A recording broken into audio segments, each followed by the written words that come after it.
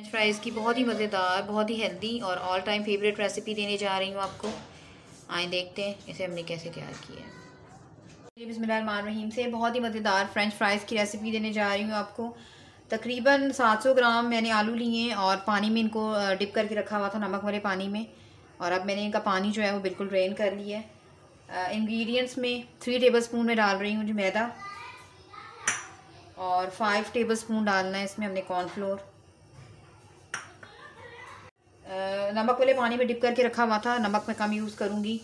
तकरीबन half tea spoon नमक जाएगा और 1 टेबलस्पून इसमें रेड चिली फ्लेक्स जाएंगी। 1 टीस्पून चाट मसाला जाएगा और half teaspoon red chilli powder मैं यूज़ कर रही हूँ। कोई लंबे चौड़े स्पाइसेस हम इसमें यूज़ नहीं करेंगे, बस इसकी कोटिंग अच्छी तरह से होनी चाहिए। हाथों की मदद से अच्छी तरह से कर लें इसको।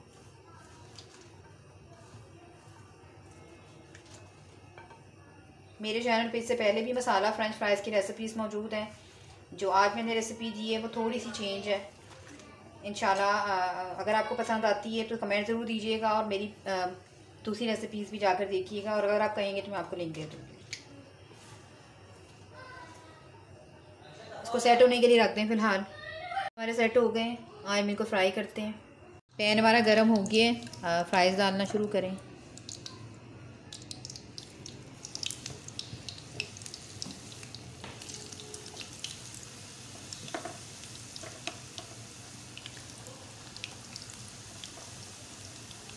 फुल फ्लेम पे इसको गर्म करें और बाद में मीडियम फ्लेम कर दें। फिर आपके जो फ्राइज़ हैं या चिप्स हैं जो भी आप बना रहे हैं बहुत अच्छे बनेंगे।